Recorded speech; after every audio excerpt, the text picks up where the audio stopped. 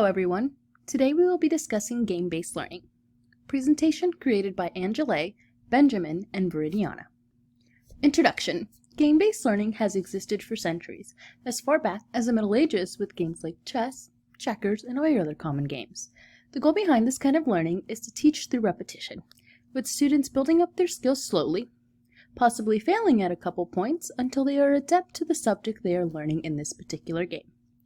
Getting game-based learning into classrooms on a wide scale has been a slow process, mainly due to the existing textbook curriculum schools have used for centuries, as well as the amount of time it takes skilled people to develop these games. However, examples such as using flight simulator games for pilots show that game-based learning certainly has a place in the classroom. How is it used in the classroom workplace? Used to combine difficult course content with opportunities to practice various skills in a low-stakes environment. Taking, for example, the pilot simulator. Having students build their own game around a specific course topic, helping students learn and retain information in a much more fun and engaging way than note-taking or a classroom discussion, or even lectures.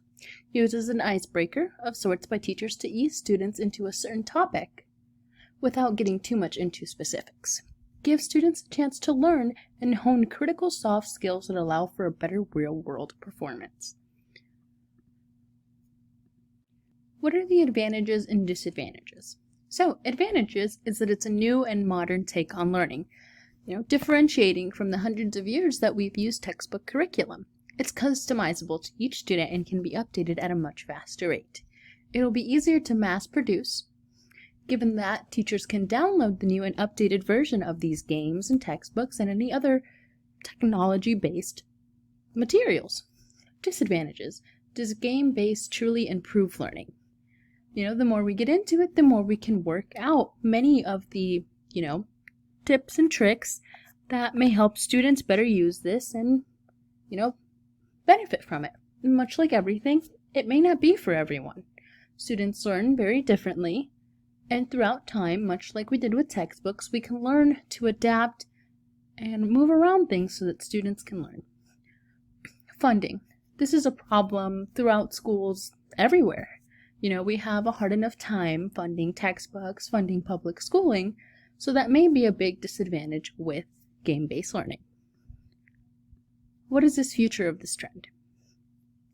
We think that the future of game-based learning is bright. As technology is advancing, we are opening way to modern ideas as game-based learning has already started to trickle its way into classrooms.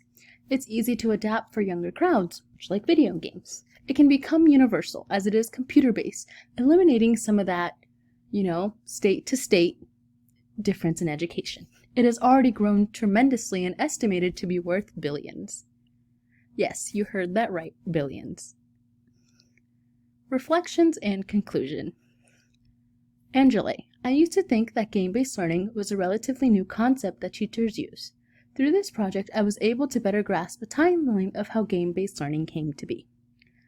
Benjamin, I learned that teachers either reach out to game developers to make a game or use an existing game for a classroom, and that some teachers will use the game as a way to ease students into the lesson or subject.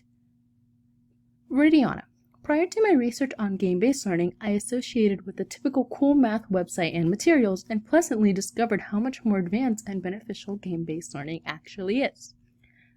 The process of researching this topic was enriching for all parties involved.